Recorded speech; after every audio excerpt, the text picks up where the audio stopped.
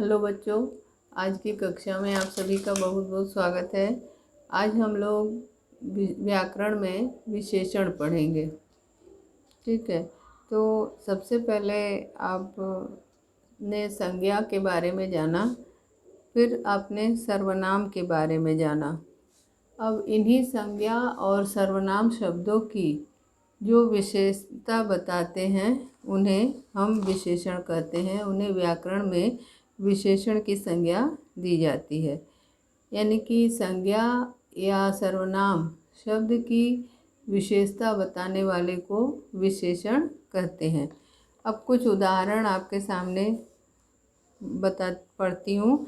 उसमें आप देखिए, शिकारी के भय से मूर्ख शुतुरमुर्ग रेत में गर्दन छुपा लेता है। यहाँ पे आप देख रहे हैं शुतुरमुर्ग की विशेषता क्या है? मूर्ख। तो मूर्ख शब्द जो है शुतुरमुर्ग की विशेषता चूँकि बता रहा है, तो यह विशेषण है। फिर आप अगला उदाहरण देखें, मैं कई रोज से अकेलापन महसूस कर रहा हूँ। तो कई रोज, यहाँ जो शब्द है रोज की विशेषता बता रहा है कई। फिर अगला है, यह अखबार मैं नहीं देख सकता। यह अखबार मैं नहीं देख सकता। यहाँ पे आप देखिए, यह अखबार, अखबार शब्द जो है वो संज्ञा शब्द है। इसकी विशेषता बता रहा है यह अखबार। अब अगला उदाहरण है, वह उन्हें कम काम करने के लिए समझाने लगा। यहाँ पे कम काम की विशेषता बता रहा है कम। तो ये जो चारों वाक्य आपके सामने मैंने पढ़े, उन चारों वाक्यों में पहले वाक्य में मूर्ख शुतुरमुर्ग, जिसमें मूर्ख विशेषता बता रहा है, और दूसरे वाक्य में कई रोज में कई विशेषता बता रहा है। तीसरे वाक्य में यह अखबार, इसमें यह शब्द विशेषता बता रहा है, और कम काम में कम शब्द जो है विशेषता बता रहा है। तो अब जो है मूर्ख जो है वो शुतुरमुर्ग की विशेषता बता रहा है। कई जो है रोज संख्या संबंधी विशेषता बता रहा है। यह अखबार में यह जो है संकेत कर रहा है अखबार की ओर, और कम काम में कम जो है परिमाण बता रहा है। तो इस तरह से आपने देखा कि विशेषण भी कई प्रकार के होते हैं। अब हम इसकी परिभाषा पहले अच्छी तरह से जान लेते हैं कि विशेषण वे शब्द होते हैं जो शब्द संज्ञा या सर्वनाम शब्दों की विशेषता बताते हैं, वे विशेषण कहलाते हैं या उन्हें विशेषण कहते हैं। जो शब्द संज्ञा या सर्वनाम की विशेषता बताते हैं उन्हें हम व्याकरण में विशेषण की संज्ञा देते हैं, यानी उन्हें विशेषण के नाम से पुकारते हैं। अब जो है हम उदाहरण देखते हैं। काली गाय ज़्यादा दूध देती है।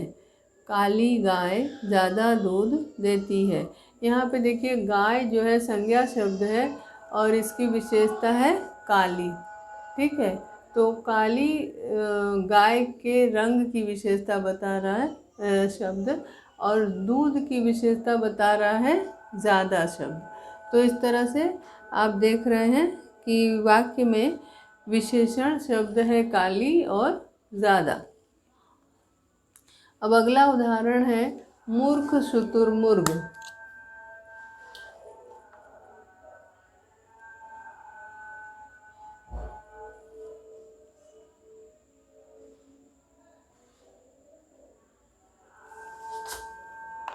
मूर्ख शुतुरमुर्ग, यहाँ पे आप देखें कि मूर्ख शुतुरमुर्ग में आप यहाँ पे मूर्ख शब्द जो है ये विशेषता बता रहा है रेत में गर्दन छिपाते हैं। तो मूर्ख शब्द जो है शुतुरमुर्ग की विशेषता बता रहा है। ठीक है, तो मूर्ख शुतुरमुर्ग में मूर्ख शब्द जो है शुतुरमुर्ग की विशेषता बता रहा है, इसीलिए ये यहाँ पे विशेषण हो गया। अब विशेष्य किसे कहते हैं? विशेष शब्द वे शब्द होते हैं जो जिसकी विशेषता बताई जाए, जिसकी विशेषता बताते हैं वे जो है विशेष्य शब्द कहलाते हैं।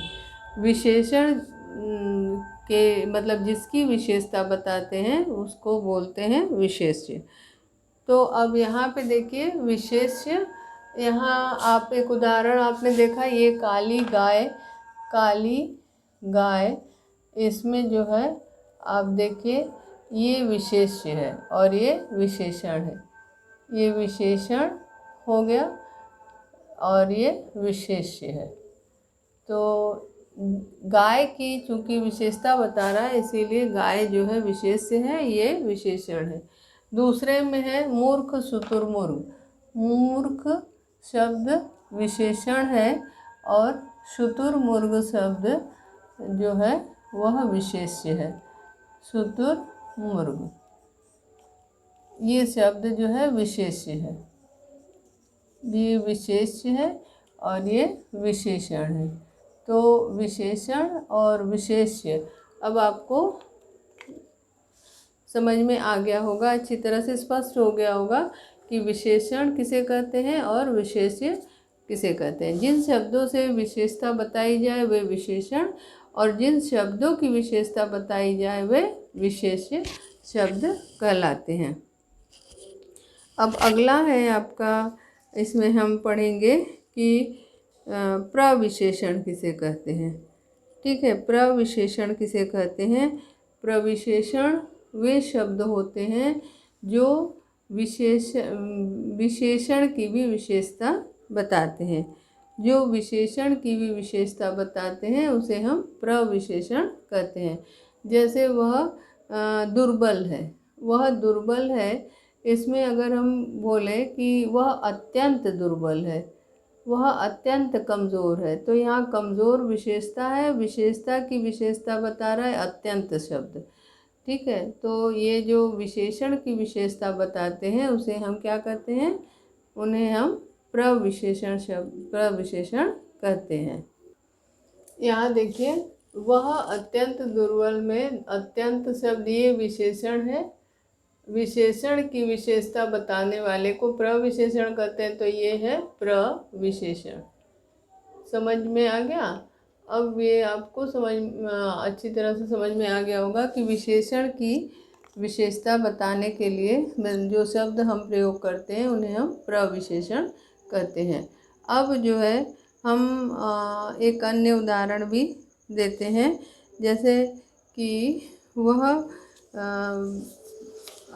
बहुत ईमानदार है, वह बहुत ईमानदार है। यहाँ पे एक और अन्य उदाहरण, वह बहुत ईमानदार है। अब यहाँ पे ईमानदार जो है वो विशेषण है और ये जो है प्रविशेषण है। ये शब्द जो है प्रविशेषण है, प्रविशेषण बहुत, और ये ईमानदार जो है वह विशेषण है। ठीक है, तो इस तरह से विशेषण की जो शब्द विशेषता बताएं उसे क्या कहते हैं, उसे हम प्रविशेषण कहते हैं। अब हम विशेषण के भेद के बारे में जानेंगे कि विशेषण के कितने भेद होते हैं। विशेषण के कुल 4 भेद होते हैं। सबसे पहला भेद है गुणवाचक विशेषण, दूसरा भेद है संख्यावाचक विशेषण, तीसरा भेद है परिमाणवाचक विशेषण और चौथा भेद है संकेतवाचक या सार्वनामिक विशेषण। तो सबसे पहला भेद हम अब जानते हैं गुणवाचक विशेषण का। पहला भेद है गुणवाचक विशेषण। जो संज्ञा शब्द गुणवाचक का अर्थ है कि जहाँ पे किसी संज्ञा शब्द के गुण की चर्चा की जाए, गुणों के बारे में बताया जाए। गुणवाचक विशेषण का अर्थ यह है कि जैसे कोई भी संज्ञा या सर्वनाम शब्द के गुणों की चर्चा जहाँ की जाए, गुणों का बोध जो कराता है उसे हम गुणवाचक विशेषण कहते हैं। गुणवाचक विशेषण अपने साथ आए संज्ञा या सर्वनाम शब्द के की विशेषता बताते हैं। गुण भी कई तरह के होते हैं, जैसे कि अच्छा, बुरा, अच्छा, भला, सच्चा, ईमानदार, परिश्रमी आदि। इसमें दोष भी आ जाता है, जैसे कि बुरा, झूठा, बेईमान, आलसी आदि। फिर उसमें एक आकार के बारे में भी हम कह सकते हैं कि वह लंबा, चौड़ा, गोल, चौकोर, इन सभी आकारों को भी हम ले सकते हैं, ये भी विशेषण ही है। और उसके बाद जो है रंग के बारे में बता सकते हैं, लाल, हरा, पीला, काला आदि। स्वाद के बारे में भी विशेषण शब्द का प्रयोग करते हैं, जैसे खट्टा, मीठा, चटपटा, कड़वा। स्पर्श के बारे में हम विशेषण शब्द का प्रयोग कर सकते हैं, जैसे कोमल, कठोर, चिकना आदि। दिशा से भी संबंधित शब्द हैं, जैसे कि पूर्वी, पश्चिमी, उत्तरी आदि। और उसके बाद स्थान के संबंध में भी, जैसे भारतीय, पंजाबी, रूसी आदि विशेषण शब्द हैं। फिर गंध के लिए भी सुगंधित, बदबूदार आदि शब्द हैं। दशा के लिए स्वस्थ और बीमार आदि शब्द। अब इन विशेषण जो विशेषता बताने, गुण संबंधी विशेषता बताने वाले शब्द हैं, इन शब्दों के साथ जब हम किसी भी संज्ञा का प्रयोग करते हैं तो वे गुणवाचक विशेषण के अंतर्गत आते हैं। ठीक है। अब जैसे कि आपने यहाँ पे देखा, एक उदाहरण आपको हमने दिया था कि वह वो मूर्ख शुतुरमुर्ग, ठीक है, या काली गाय। काली गाय, और आपका और उदाहरण दे सकता है कि नीली कमीज़ वाले लड़के को बुलाओ। तो नीली कमीज़, यहाँ पे कमीज़ की विशेषता बता रहा है नीली। ठीक है।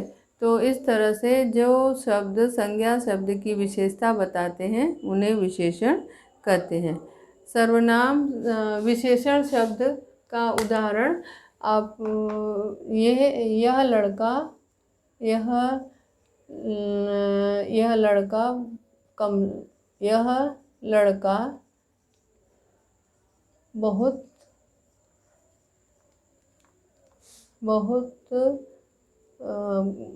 आलसी है। यह लड़का बहुत आलसी है। यहाँ पे आलसी शब्द जो है वह विशेषण है। ठीक है। नीली कमीज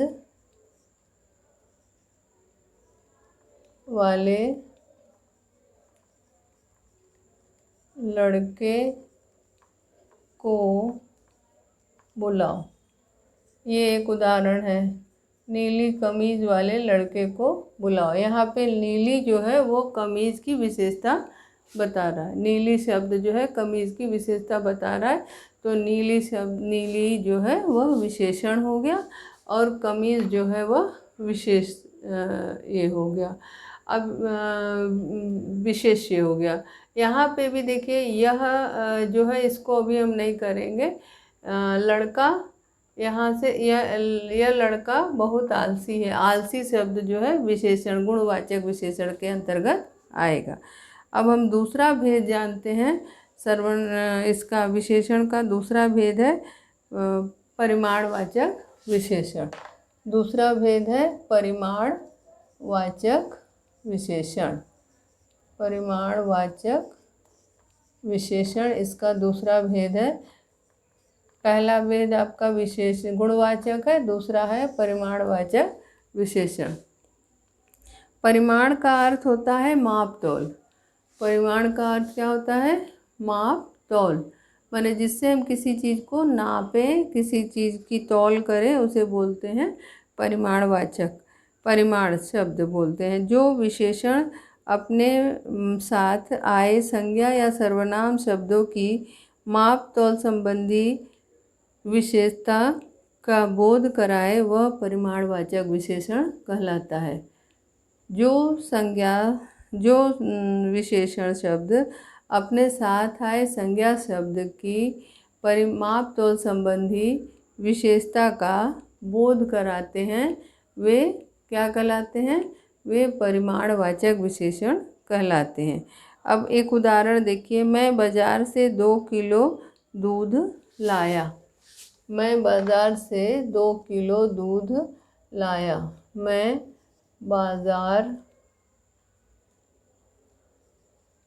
मैं बाज़ार से 2 किलो दूध लाया।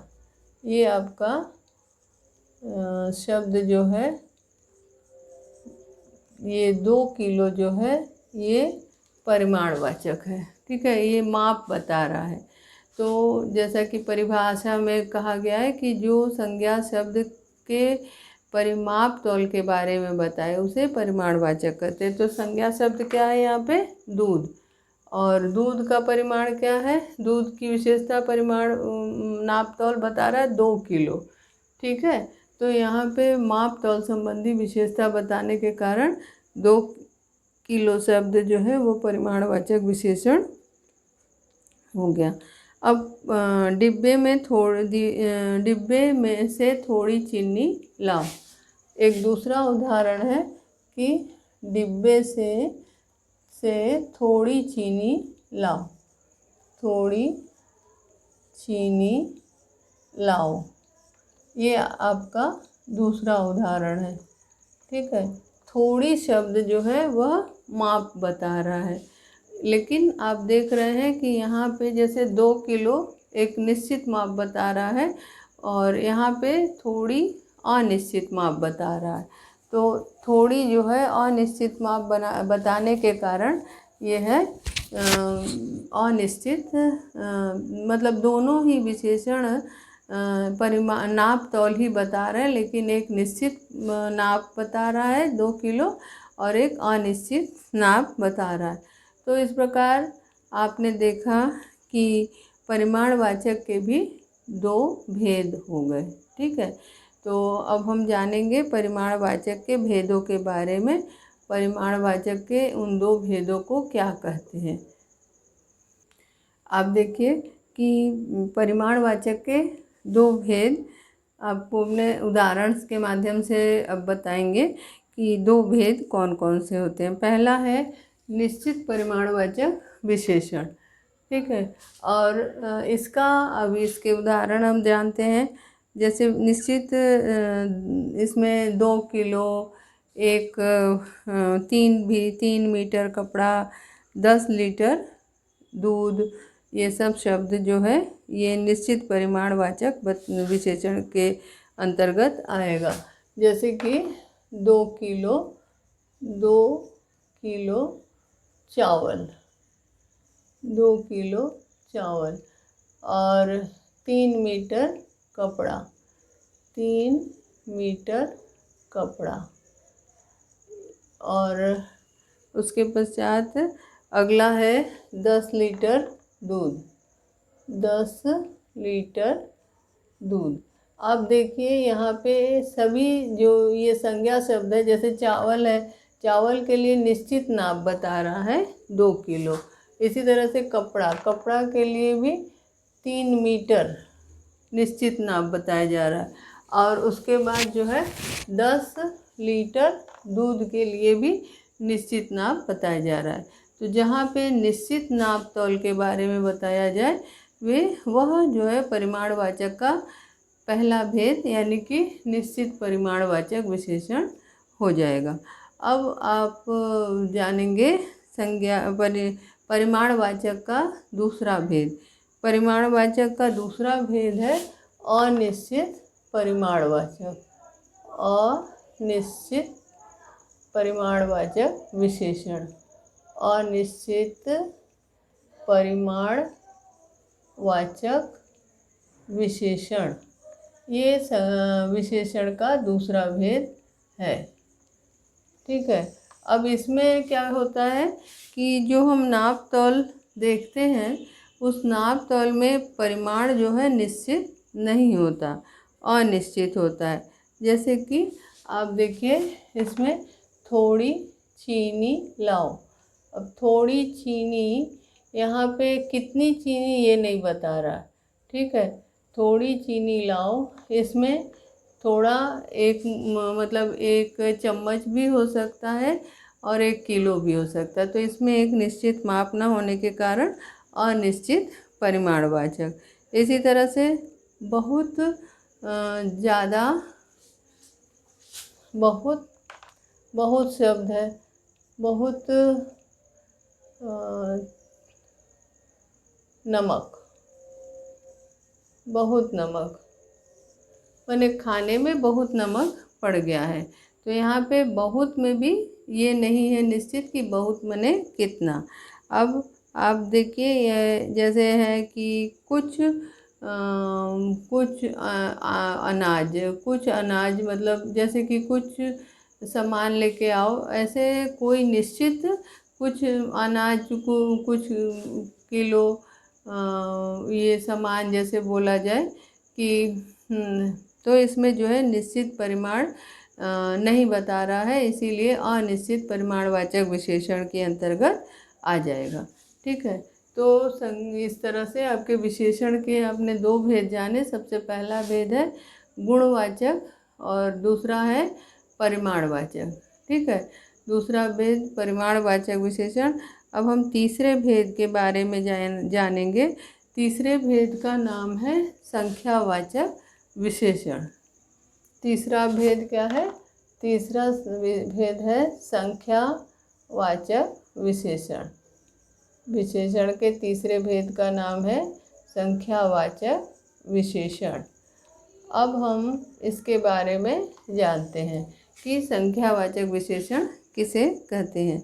संख्यावाचक विशेषण वे विशेषण है जो अपने साथ आए संज्ञा या सर्वनाम की संख्या से संबंधित विशेषता बताते हैं। वे शब्द जो अपने साथ आए संज्ञा या सर्वनाम शब्द के संख्या संबंधी विशेषता के बारे में बताएं, वे जो है क्या कहलाते हैं? वे संख्यावाचक विशेषण कहलाते हैं। अब उदाहरण देखिए, जैसे कक्षा में 20 छात्र बैठे हैं। यहाँ पे आप एक उदाहरण देखिए, 20 छात्र आए हैं। कक्षा में 20 छात्र आए हैं। अब यहाँ पे 20 छात्र, ये जो संज्ञा शब्द है, संज्ञा शब्द क्या है? छात्र संज्ञा की विशेषता बता रहा है, 20 संख्या बता रहा है। ठीक है, तो 20 जो है संख्या बताने के कारण ये संख्यावाचक विशेषण है। अब आप अगला देखिए कि वहाँ कुछ छात्र बैठे हैं। वहाँ कुछ छात्र बैठे हैं। वहाँ कुछ छात्र बैठे हैं में आप देखिए कि कुछ शब्द जो है वो निश्चित संख्या नहीं बता रहा है। ठीक है, विशेषता जरूर बता रहा है पर वो विशेषता में उसकी संख्या की सही जानकारी नहीं दे रहा है। तो जहाँ पर संख्या की सही जानकारी न दे जो शब्द, उसे हम अनिश्चित संख्यावाचक विशेषण कहते हैं। अब आप देखिए, आप इस आधार पर यदि हम देखें तो विशेषण शब्द के कितने भेद हो गए? संख्यावाचक विशेषण शब्द के कितने भेद हो गए? संख्यावाचक विशेषण शब्द के कुल मिलाकर के 2 भेद हो गए। सबसे पहला भेद है निश्चित संख्यावाचक विशेषण। पहला भेद है निश्चित संख्यावाचक विशेषण। निश्चित संख्यावाचक विशेषण, इसके जो है उदाहरण आप देखिए। निश्चित संख्या में जो शब्द मतलब विशेषता बताए और निश्चित रूप से उसकी निश्चित संख्या के बारे में बताए, जैसे कि एक लड़का। अगर हम एक उदाहरण लेते हैं, एक लड़का, यहाँ पे आप देखिए ये लड़के की संख्या बता रहा है। ठीक है, और निश्चित संख्या बता रहा है, इसीलिए यहाँ पे ये क्या हो गया? निश्चित संख्यावाचक विशेषण। ऐसे ही आप दूसरा उदाहरण लीजिए, 5 लड़के। 5 लड़के, यहाँ पे 5 शब्द जो है ये भी निश्चित संख्या बता रहा है। तो निश्चित संख्या बताने के कारण ये क्या हो गया, निश्चित संख्यावाचक विशेषण। इसी तरह से हम अगला भेद जानेंगे, उसका नाम है अनिश्चित संख्यावाचक विशेषण। अब देखिए दूसरा भेद है अनिश्चित संख्यावाचक विशेषण।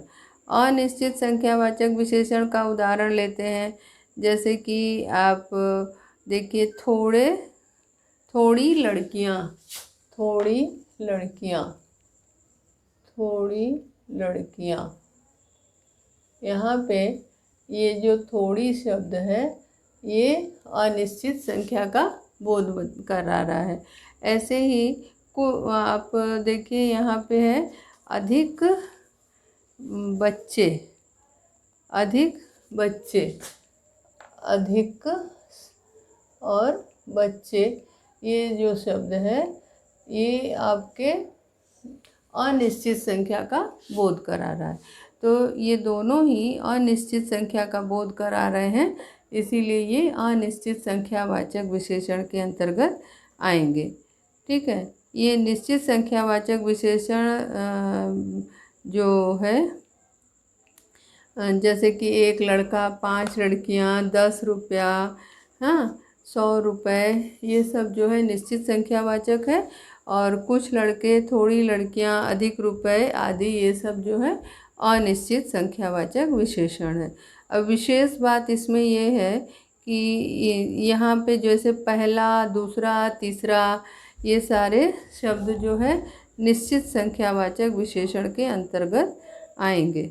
कुछ विशेषण शब्द ऐसे होते हैं जो कि संख्यावाचक में और परिमाणवाचक में दोनों में प्रयुक्त होते हैं।